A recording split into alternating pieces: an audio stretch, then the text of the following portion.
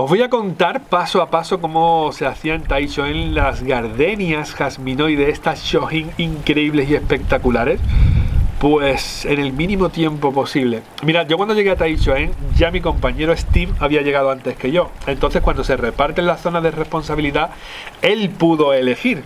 Así que él cogió la zona de exposición de Shohin Bonsai, que es lo que más le gusta del mundo.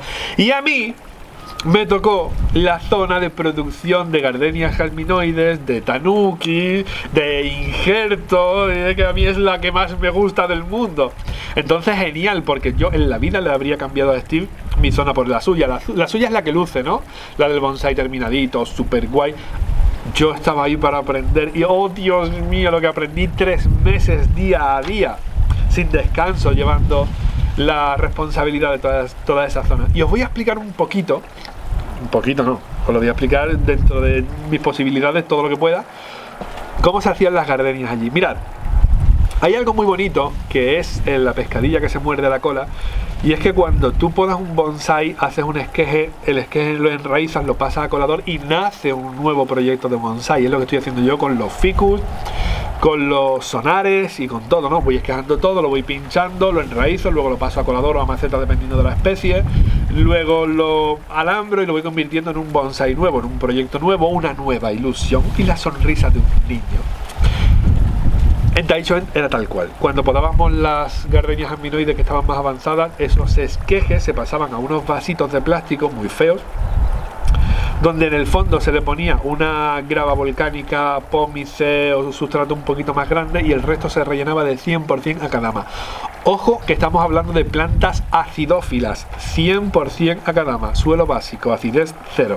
He dicho acidez cero.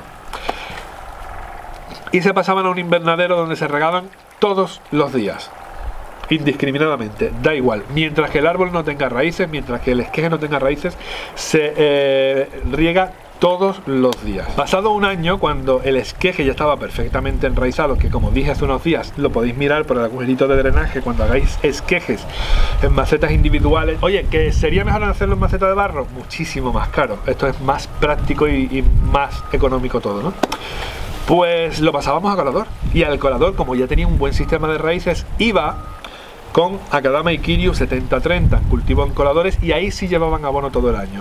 En el trasplante sí lo que se hacía era una selección de las raíces, intentar las raíces de la forma más radial posible. De hecho, en cada trasplante pues se aprovecha, se saca el árbol, se seleccionan raíces, y así cuando el árbol lleva ya 5 años, 6 años trabajado, pues tiene un sistema radicular perfecto. Entonces, pasado un año, en temporada de trasplante, se saca el esqueje de la macetita, se hace una selección de raíces, se planta en el colador con las raíces lo más abiertas posible. No se utiliza plataforma, ¿vale? Volvemos a la economización. Echas el sustrato a Akadama y Kiryu, pones el árbol con las raíces lo más abiertas posible y vuelves a echar a Akadama y Kiryu, lo tapas. Perfecto.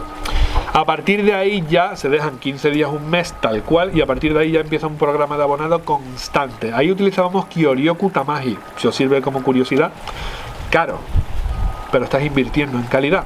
Economizar sí, pero no a toda costa.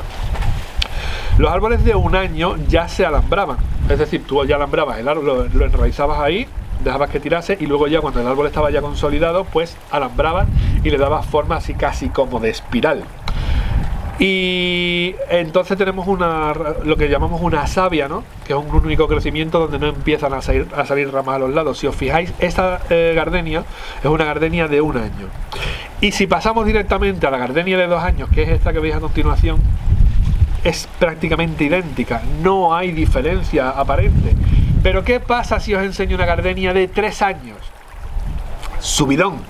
Ahí veis que hay un cambio brutal de 2 a 3 años, hay un sobrecrecimiento, quizás porque, no lo sé, por tema de reservas, abono residual, lo que sea, residual quiero decir, dentro del organismo de la planta. Después de eso, que ya empieza la ramificación lateral, si os dais cuenta, la rama de sacrificio en el ápice no se corta hasta que conseguimos un buen grosor.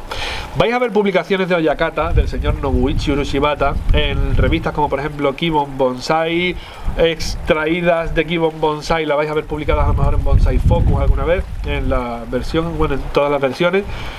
Y no sé si alguna revista española alguna vez ha plasmado eso, pero bueno, yo lo he visto en Japón y lo he visto creo que lo he visto en en Bonsai Focus también.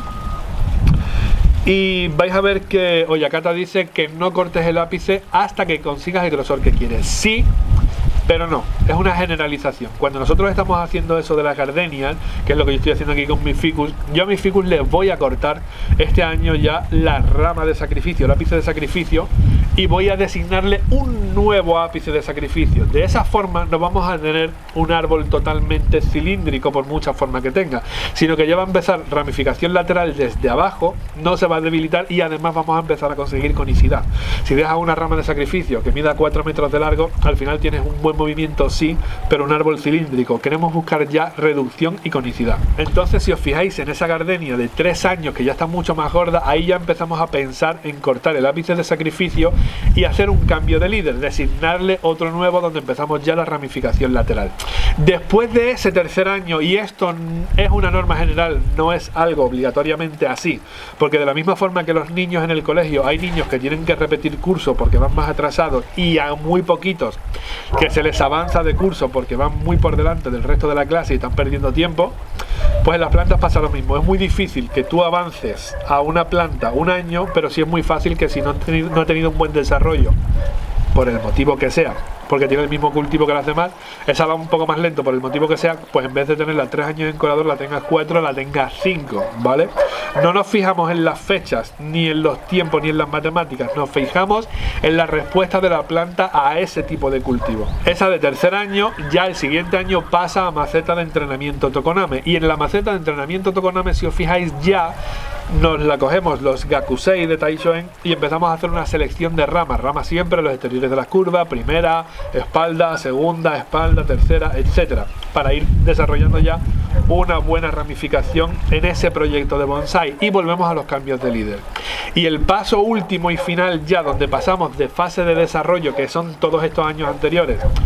Mirad, un año de esqueje, 3 años aproximadamente coladores, luego 1 año o 2 años dependiendo del ejemplar en maceta de entrenamiento Tokoname, y luego ya pasan a maceta de exposición, que dices tú, David, son un chorro de años. No tanto, estamos hablando de bonsai de altísima calidad, bonsai de miles de euros, hechos en 1 de esqueje, más 3 de colador, más 2 como máximo de entrenamiento, y 1 ya maceta de exposición. O sea, en 7 años un bonsai de miles de euros, hablamos de tamaños mini bonsai, shohin bonsai siempre, es un espectáculo. Es un espectáculo. Estamos hablando de multiplicar muchísimo la velocidad de crecimiento de la planta. Para ello, que no lo he dicho desde que lo pasamos a colador, o sí lo he dicho, te esperas 15 días, un mes, donde solo tiene Akadama y Kiryu, que ya tiene nutrientes, y a partir de ahí le pones a ese colador 4 bolas de abono. Sí lo he dicho, ¿no? Kyoryu Kutama. Y lo que no he dicho es que el abono no se retira nunca. Cuando tú ves que ya empieza a dejar de funcionar, pones otras 4 bolas de abono nuevas. Y así un abonado constante todo el año entero. Siempre.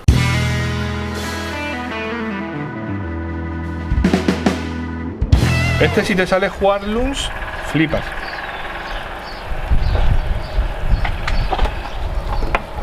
Hasta que pasas a fase de refinamiento en maceta de exposición de bonsai, y ahí ya el abono solo es en temporada de abono y el mínimo imprescindible para que la planta desarrolle bien.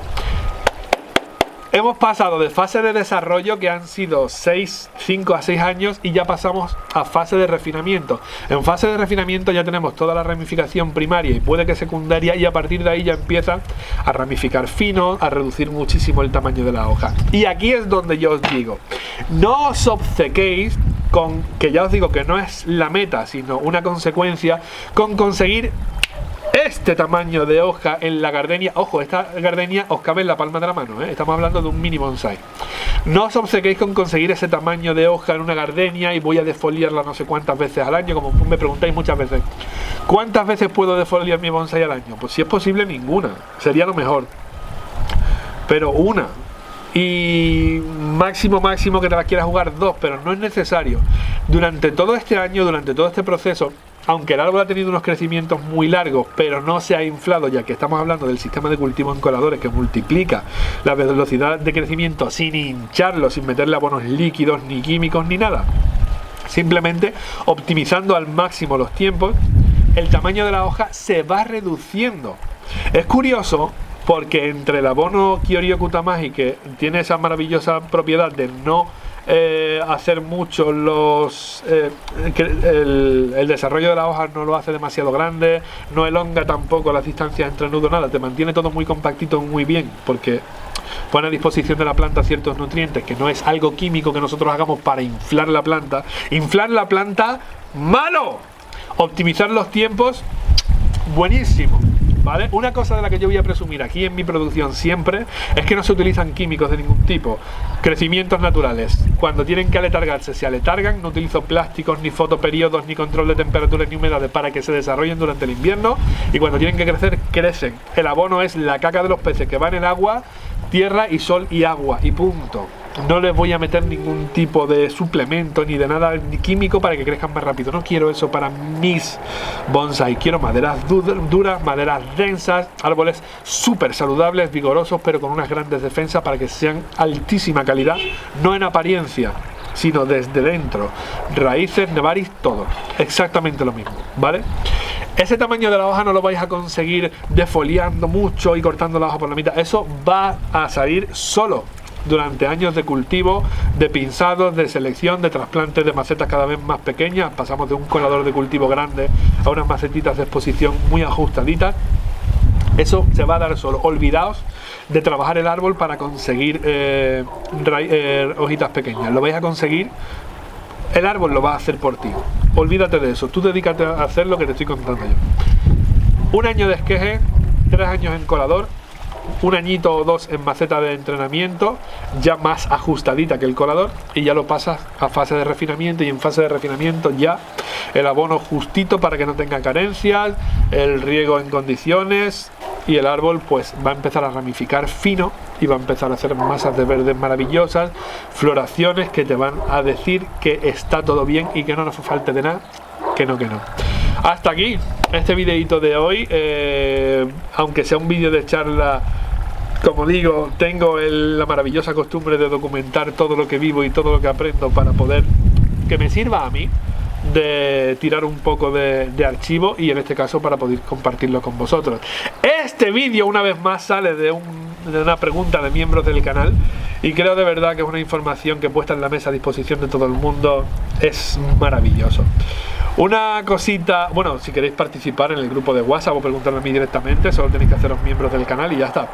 Y una cosita, no ni polemizando ni anticipándome a polémicas, mi lema puesto en mi página web y hasta en mi logotipo es el facta non verba, que significa hechos, no palabras.